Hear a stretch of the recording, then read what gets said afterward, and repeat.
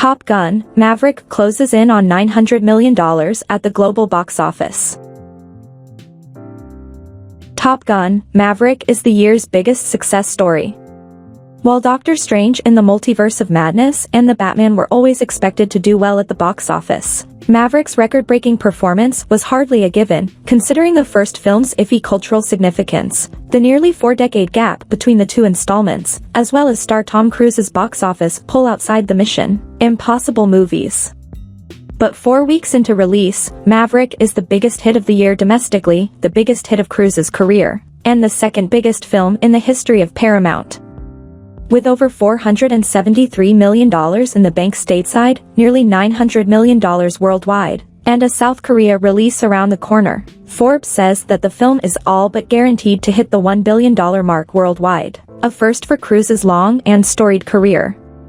The star's previous top earner globally was Mission Impossible Fallout, which made $791 million worldwide in 2018. Cruise has been focusing on franchise films in the last decade. The only outliers are Rock of Ages, which truly feels like it came out ages ago, Oblivion, and American-made. With 2 more Mission Impossible films already dated for 2023 and 2024 releases, Cruise has set up a nice little late period bout with himself. Maverick fell by a measly 15% in its 4th weekend domestically, finishing with $44 million, which is the 3rd biggest 4th weekend haul in history. The 2 films that did better are Avatar and American Sniper, although the latter was expanding after a limited release. Internationally, it added $39 million this weekend. Japan, $5.4 million, $42.80 total, the UK, $5.1 million, $71.50 total, and Australia, $4.8 million, $40.1 total, were the film's top territories in its 4th weekend, followed by France, Brazil, and Germany. Malaysia and Singapore actually witnessed a weekend-on-weekend improvement. If Maverick performs conservatively from here on out, it'll still conclude its run with $550 domestic, with a $600 million finish on the cards. As expected for a Cruise vehicle, Maverick is proving to be the leggiest $100 million-plus opener ever, already outperforming Star Wars, The Force Awakens by that metric, and poised to overtake Wonder Woman and Shrek too soon. Maverick is the quintessential 4-quadrant hit, and was the obvious choice over the Father's Day weekend. The film also stars Miles Teller, Jennifer Connelly, Jon Hamm, Ed Harris, Glenn Powell, Louis Pullman, Danny Ramirez, Monica Barbaro, Manny Jacinto, and Val Kilmer. Jurassic World Dominion devours Lightyear to win weekend box office. The summer movie season is in full swing as multiple blockbusters are packing cinemas all across the country. Tentpole films such as Top Gun, Maverick, and Jurassic World Dominion have dominated the box office the last few weeks, but a new animated feature was expected to blast towards the top of the charts this weekend. Lightyear is the first Pixar film to receive a theatrical release since Onward, and reimagines the Buzz Lightyear character made famous by the Toy Story franchise. Initial projections called for a $70 million to $80 million opening weekend, but Lightyear missed the mark to pull in an estimated $51 million. The Toy Story spin-off was swallowed up by the second weekend of Jurassic World Dominion, which grossed more than $58 million to repeat as #1 at the domestic box office.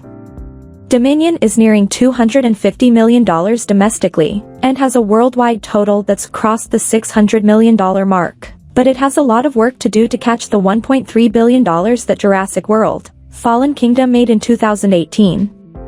For 2022 as a whole, Dominion has climbed up to number 4 on the list of highest-grossing domestic films of the year, falling behind The Batman, Doctor Strange in the Multiverse of Madness, and Top Gun: Maverick.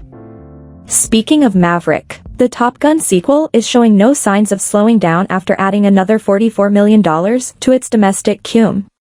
Maverick finished 3rd for the Father's Day weekend, and continues to pad its lead as the top-grossing domestic film of 2022.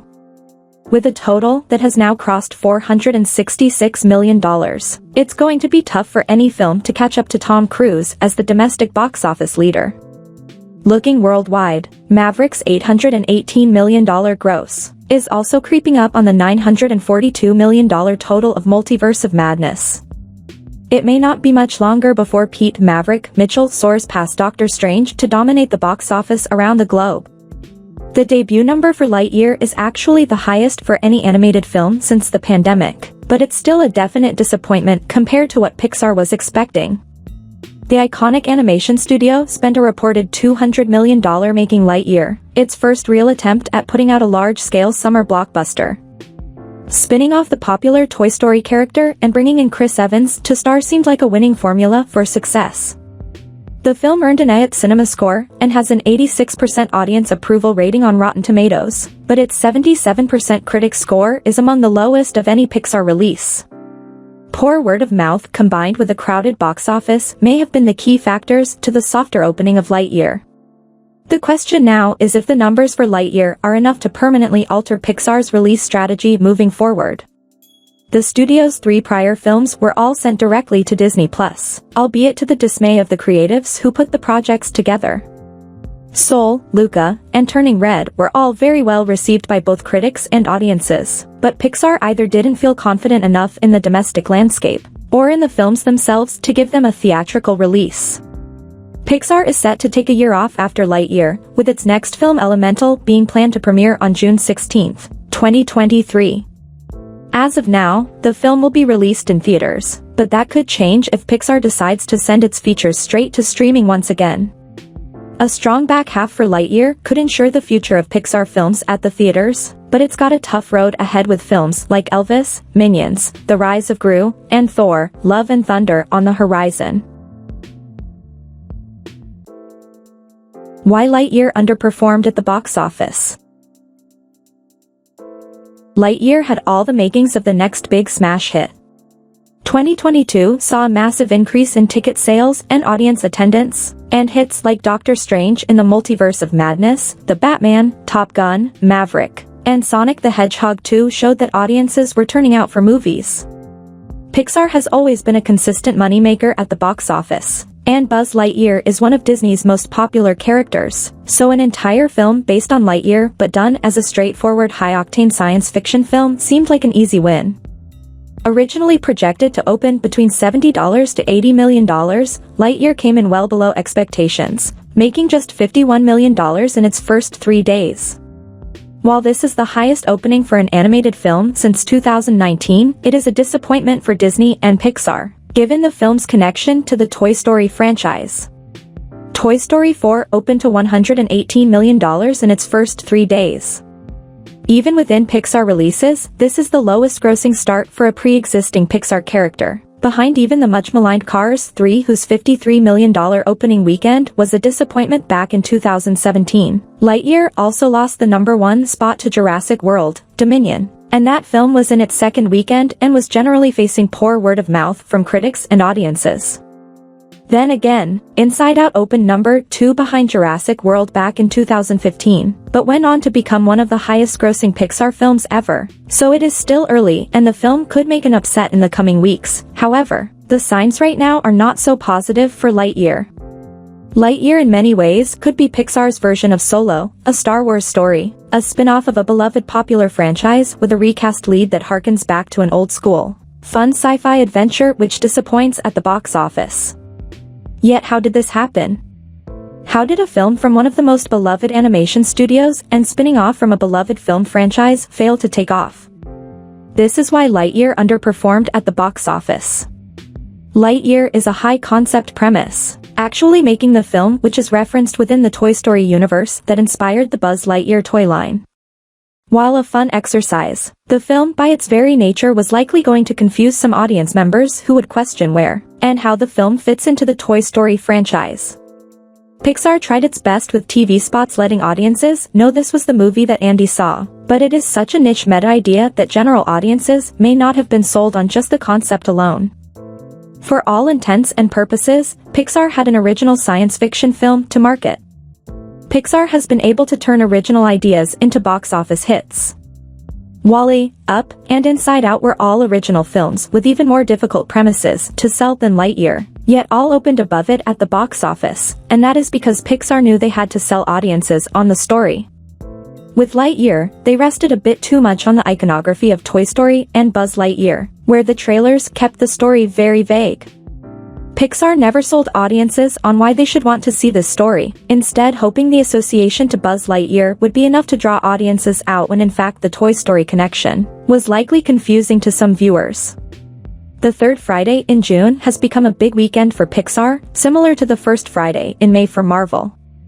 Films like Inside Out, Finding Dory, The Incredibles 2, and Toy Story 4 have all opened on this Friday to great success. This also aligns with Father's Day weekend, and Lightyear was looking to really tap into a market of young men, positioning itself as a science fiction action-adventure movie. It was also released 27 years after Toy Story, meaning that audiences who saw that first film when they were kids might have children of their own and would want to pick Lightyear to see over the weekend as a generational experience. Disney's decision to release the previous 3 Pixar films on Disney Plus may have gotten audiences accustomed to watching Pixar pictures at home, as it is cheaper than bringing the entire family out to the theaters. They may now associate animated films with not being a priority for big-screen viewing. Combining that with the knowledge that every Disney movie will now be on Disney Plus within 45 days means audiences might be willing to wait. Unlike Doctor Strange in the Multiverse of Madness, which sold audiences of needing to see it on the opening week to not have the film spoiled, Lightyear did not have that advantage. Disney's decisions during the COVID-19 pandemic may have hurt Pixar in the long term, and now all eyes will be on Elemental to see how it performs next year. Jason Blum says he could coax Robert Englund to star in a new Elm Street movie. Robert Englund has made it clear that he is done playing Freddy Krueger, but it seems that Jason Blum believes he could coax the actor back for one last time if Blumhouse can secure the rights to the Nightmare on Elm Street franchise. The production company's CEO has been trying to acquire the rights to both Elm Street and the Friday the 13th franchise, but with both film series having complex histories, it has proved to be anything other than an easy process. Despite that, Blum believes that if he can get the rights to make a new Nightmare on Elm Street movie, he would want Englund as the iconic Freddy Krueger again. While discussing Blumhouse's new movie The Black Phone with Screen Rant, Blum was asked about how he has made clear he wants the rights to the 2 80s horror franchises and responded, "I really do." On the back of this, the question of Robert Englund possibly being out of the picture to reprise the role that fans only want to see him play was asked. Blum responded, "I could make him come back. I can get anyone back. I mean, Ellen Burstyn was 87, and I got her back in The Exorcist. Yeah, 75, he's young." Robert Englund played the role of Freddy Krueger in every iteration of the character on screen, with the exception of the attempted reboot of the franchise over a decade ago. If there was any confirmation needed that there really isn't a Freddy Krueger without Robert Englund, then the reviews of Jackie Earle Haley's take on the character provided it, even though the movie beat Freddy v. Jason by $1 million to become the highest-grossing movie of the franchise. While Jason Blum sees the Elm Street and Friday the 13th franchises as his holy grail, Blumhouse already have a number of well-known projects in development, with even more on its hit list. After releasing a remake of Stephen King's Firestarter to a dismal reception earlier this year, Blumhouse are going all on the world of Stephen King with new adaptations of Christine, Mr. Harrigan's Phone, and later already in development, and The Dead Zone as a potential target for the future. One of the biggest projects coming from Blumhouse in the near future is a new reboot of The Exorcist, which is said to be coming in the form of a trilogy of movies to be directed by new Halloween director David Gordon Green. Talking about the reboot, Green previously said, "The Exorcist has been written. That was one of my pandemic projects. It's not inaccurate that it will be a sequel to the original film. I like all the Exorcist movies.